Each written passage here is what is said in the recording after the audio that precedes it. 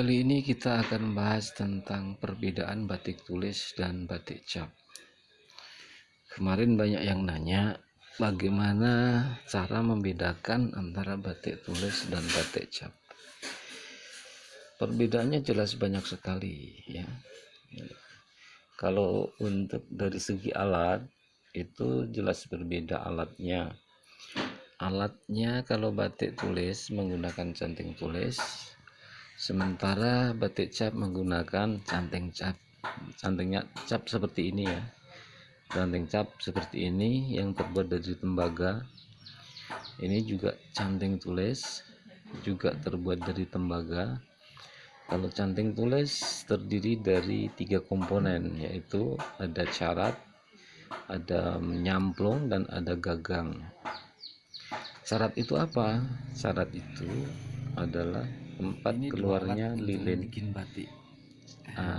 cair ya, cairan lilin panas. Kemudian nyamplung untuk menampung cairan lilin panas, sementara gagang adalah sebagai tempat pegangan yang terbuat dari kayu, bisa juga dari bambu.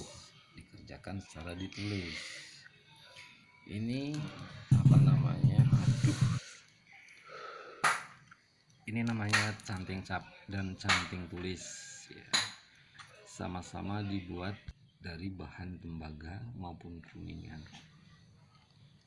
Dalam pengerjaannya dengan canting cap, yaitu secara dicapkan atau di stem, persis seperti nyetempel nota dan lain sebagainya. Tapi ini tintanya pakai lilin panas ya. Lilin panas kemudian dicapkan ke dalam media kain ya, sehingga di kain tersebut timbul warna yang dihasilkan dari motif yang sudah terbentuk di canting capnya tersebut.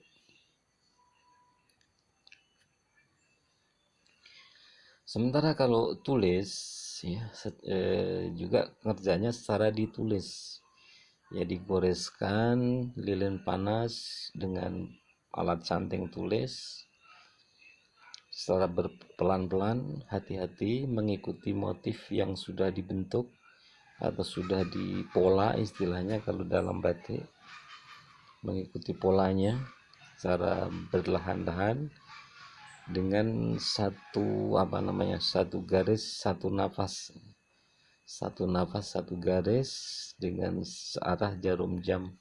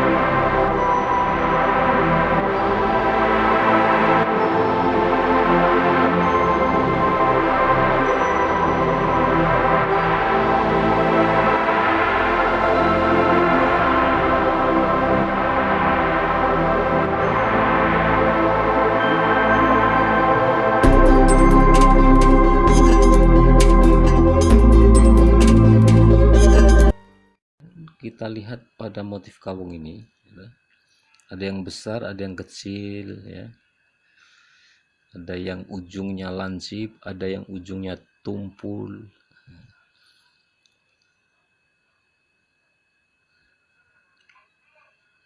Kalau dilihat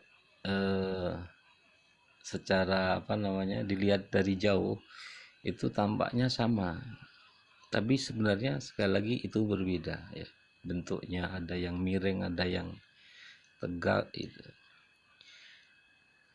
kita lihat secara detail, ya. Terus bidang yang di tengahnya juga tidak sama antara satu dengan yang lainnya. Itu kita bisa membedakan, oh ini batik tulis, gitu. Kalau batik cap mesti selalu sama, ya, mesti selalu sama dan presisi. Nah, kalau batik tulis tidak bisa, serapi apapun dikerjakannya batik tulis tidak akan serapi seperti batik cap. Nah, ini kita lihat bedanya. Ini batik cap, ya. Kalau ini motif ini batik cap, kita perhatikan ujungnya, ujung satu dengan ujung lainnya, kanan kiri. Ini juga dikerjakan secara mirror, diduplikasi secara mirror, ya. Pucuknya sama, titik-titiknya juga sama, posisi atau letak titik-titiknya juga sama, kanan kiri itu mesti sama, ujung satu dengan ujung lainnya sama posisinya, jadi presisi sekali. Itulah bagaimana caranya membedakan batik tulis dan batik cap, dilihat dari segi bentuk motifnya dan kerapiannya. Nah, ini juga batik tulis, ini juga diduplikasi secara mirror, bolak-balik. Ini sebenarnya polanya satu, cuman diduplikasi secara mirror, ya, kanan kiri berbalik. Nah, itu berarti kan seharusnya sama, kanan kiri bunganya harus sama, tapi bisa dilihat ujungnya dalam motif yang sama. Ini kan ada dua motif sama, tapi kalau dilihat secara detail ini nanti mesti berbeda.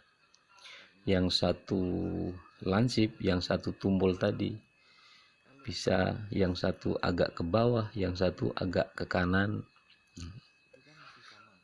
Tapi awalnya ini polanya sama, ya. Cuman ya itu tadi, ketika eksekusi tangannya tidak konsisten. Ujungnya, ya, ujung satu dengan ujung lainnya tidak sama. Ini juga batik tulis, ya, batik tulis motif minimalis untuk kemeja, untuk busana. Ini polanya juga satu, diduplikasi untuk kanan kiri belakang, depan kanan depan kiri. Nah, ini untuk manset, untuk kerah, ini tampaknya sama tapi berbeda nanti karena polanya sama, cuman pengerjaannya beda. Ini juga motif motif gelombang cinta. Terus ini motif sidomukti, ini juga batik tulis. Ini tampaknya sama kanan kiri tapi beda. Kalau ini motif bebas, motif kontemporer, batik tulis. Oke, jangan lupa silahkan like, komen, dan share. Terima kasih.